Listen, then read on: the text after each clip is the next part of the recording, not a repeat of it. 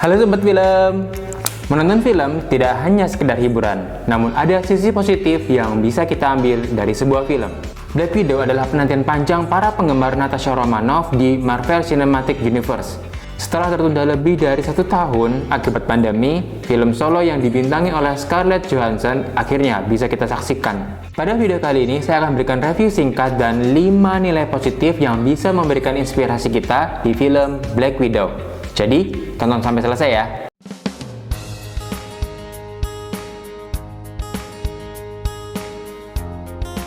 Sejak diperkenalkan pada 2010 lewat film Iron Man 2, sosok Black Widow telah menarik banyak penggemar. Film solonya ini yang menjadi penantian panjang. Setidaknya, inilah penghormatan bagi kiprah Natasha sebagai anggota Avengers.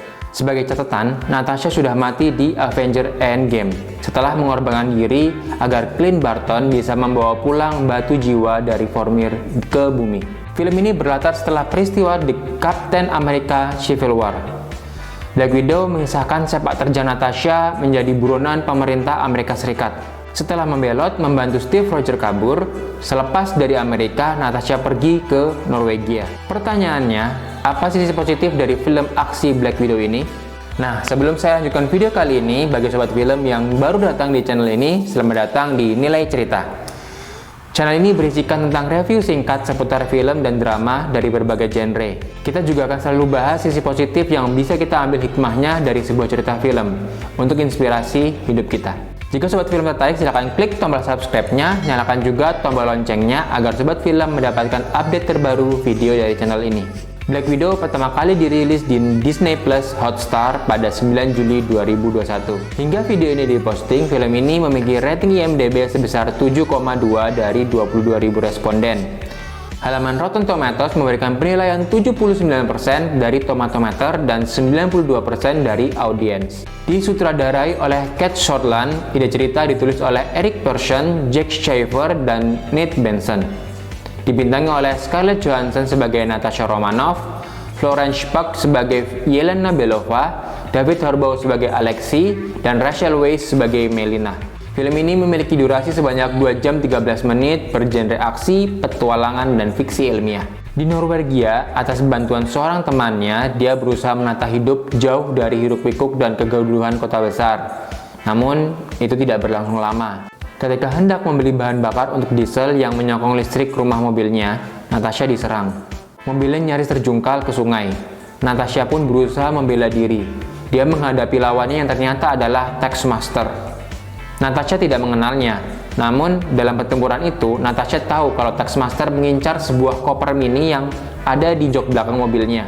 Akhirnya, Natasha berhasil menyelamatkan diri dan membawa serum yang berada di dalam koper tersebut. Setelah Natasha lolos dari incaran Taskmaster, dia mengamati tabung-tabung serum tersebut. Di dalamnya tersalib foto yang memperlihatkan dirinya yang masih kecil beserta adiknya yang bernama Yelena Belova. Natasha pun pergi ke Budapest untuk mencari adiknya tersebut. Bukan sambutan ramah yang dia terima dari Yelena, tapi malah serangan. Keduanya pun baku hantam. Natasha kemudian menanyakan tentang serum itu kepada Yelena. Keduanya sempat berbicara sebentar, namun mereka kemudian diserang sepasukan Black Widow yang memburu Yelena karena dianggap telah membelot. Dari Yelena, Natasha tahu bahwa serum itu bisa membuat para Black Widow yang berada di bawah pengaruh Dreykov, pemimpin Red Room tempat Black Widow diprogram. Kenyataan itu membuat Natasha bertekad untuk menggulingkan Red Room, meskipun yakin kalau Dreykov sudah tewas. Untuk menghancurkan Red Room dan menyadarkan para Black Widow tersebut, Natasha membutuhkan bantuan keluarganya. Tak hanya Yelena, tapi dia juga membutuhkan ayahnya Alexei alias Red Guardian. Di tengah perjalanan, Natasha sadar masa lalu kini kembali menghantuinya, dan dia harus menghadapinya. Tak hanya mengisahkan tentang sepak terjang Natasha ketika menjadi buronan, film ini juga akan membawa penonton untuk sedikit melihat masa lalu Natasha. Pada tahun 1995, Natasha adalah ABG yang tinggal bersama keluarganya, yaitu Alexei ayahnya dan Melina ibunya, serta adiknya bernama Yelena. Namun tak satu pun dari mereka yang memiliki hubungan darah. Mereka tinggal di Ohio sebagai agen rahasia Rusia. Ketika identitas mereka diketahui, keluarganya pun lari keluar dari Amerika. Sayang, Melina tertembak dan diperkirakan tidak selamat. Sementara Natasha dan Yelena dikirim kembali ke Red Room untuk menjalani pemrograman. Lalu, apa saja 5 pesan positif yang bisa kita ambil dari film ini? Pertama, rasa sakit akan menguatkanmu. Salah satu nasihat dari ibu angkat Natasha yang selalu diingat adalah rasa sakit yang menguatkanmu.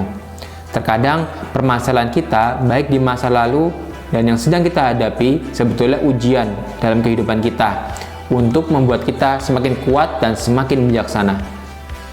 Rasa sakit yang dialami Natasha membuat dia sadar untuk menjadi manusia yang lebih kuat dan lebih berani.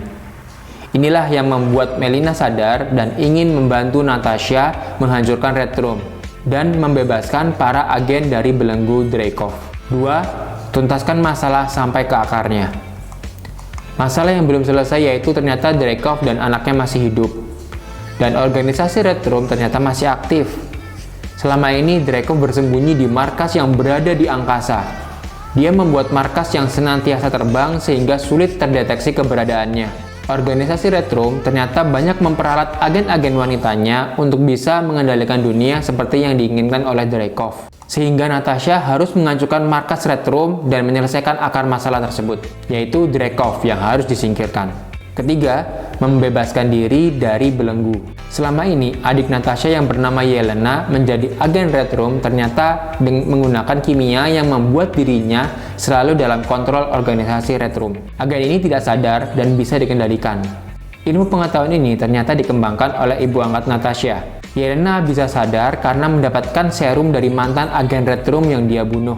Semenjak itulah Yelena berusaha untuk memperbanyak serum dan meminta bantuan Natasha yang dikenalnya dekat dengan Avengers. Tujuannya untuk melepaskan para agen Red Room dari belenggu dan kontrol Dreykov. Keempat, bekerja sama. Natasha dan Yelena sudah menetapkan misi untuk menghancurkan Red Room. Namun mereka tidak bisa mendapatkan informasi keberadaan Red Room. Mereka akhirnya bekerja sama untuk membebaskan ayah angkatnya bernama Alexei, yang selama ini dipenjara oleh Dreykov. Alexei akhirnya memberi saran untuk menemui Melina yang ternyata masih hidup. Dari Melina lah akhirnya mereka bisa masuk ke markas Red Room. Satu keluarga ini bekerja sama untuk menghancurkan Red Room. Kelima, keluarga selamanya. Natasha sedari bayi ternyata sudah diseleksi untuk diarahkan menjadi agen. Korbannya adalah ibu kandungnya. Sedari bayi hingga dia menjadi anak-anak, ternyata diasuh oleh agen Red Room Alexei dan Melina yang berpura-pura menjadi ayah dan ibunya. Bahkan dia juga memiliki seorang adik. Keluarga yang dibuat-buat hanya untuk misi ini justru menjadi keluarga yang menghancurkan Red Room. Mereka tidak peduli sekalipun keluarga ini tidak nyata. Mereka hanya perlu mengakui bahwa mereka semua adalah keluarga yang nyata. Seperti yang diungkapkan oleh Yelena, arti keluarga itu sangat luas, tidak terbatas dari hubungan darah, namun bisa berasal dari kesamaan nasib dan memiliki satu tujuan bersama. Ya, itulah 5 nilai positif yang bisa kita ambil pelajarannya dari film Black Widow. Tim nilai cerita memberikan bintang 5 untuk film Black Widow ini karena selain banyak aksi seru dan menegangkan, film ini juga memberikan nilai keluarga yang dalam. Tidak hanya itu, selipan adegan lucu dan tidak garing bisa menjadi salah satu keunggulan film Marvel ini. Satu lagi, post kreditnya akan menghubungkan salah satu karakter di film ini dengan serial drama Marvel lainnya. Bagi sobat film yang punya pengalaman dan punya pandangan lain tentang film ini, silahkan isi kolom komentar ya. Kasih jempol ke atas kalau sobat film suka dengan video ini, dan kasih jempol ke bawah jika sobat film tidak suka. Semoga video ini bermanfaat buat sobat film, dan bagi sobat film yang baru datang dan belum klik tombol subscribe-nya, silahkan klik tombol subscribe-nya. Nyalakan juga tombol loncengnya agar sobat film mendapatkan update terbaru video dari channel ini. Saya Yusuf Randi, kita jumpa lagi di video-video berikutnya. Bye-bye.